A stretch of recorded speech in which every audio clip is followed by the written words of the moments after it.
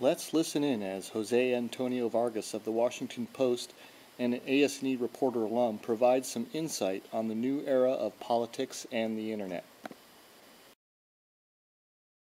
Technology and politics, and basically how online campaigning and what that looks like, daily cost, town hall, who are all these, I call them the internet political mafia. It's a very, very small group of people, not a very diverse group of people, which is actually one of the articles that I'm writing about.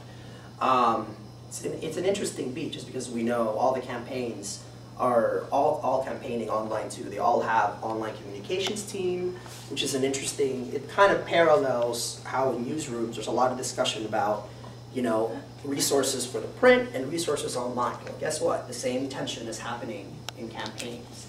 And so so the theme for the whole beat for me is really kind of the changing of the guards and what that means. My first piece was on, like, you know, how Barack Obama's all the rage on Facebook. Facebook didn't exist in the 2004 election.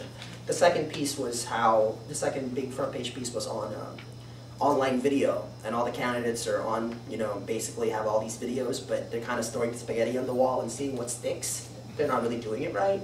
It's basically they're just transferring television ads online, and as we all know, YouTube isn't like that. YouTube is much more authentic and raw. And so the great thing is I found a kid, this senior at Georgetown University, who was taking it upon himself to get in front of the camera, in front of a $60 ghetto-ass camera, and go, "McCain, you're too serious." Or Hillary, lighten up. Or Giuliani, that speech is way too long. You can't post a 50-minute speech on YouTube.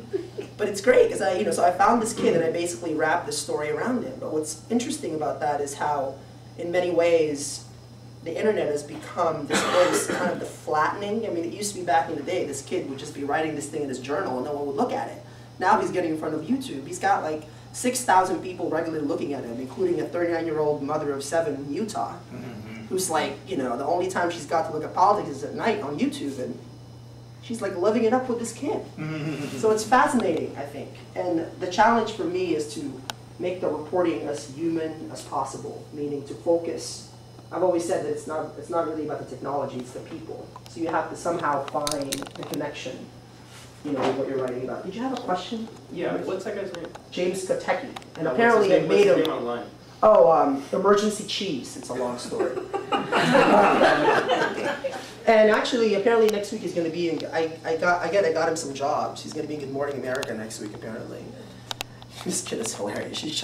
Emergency Cheese is his handler on YouTube.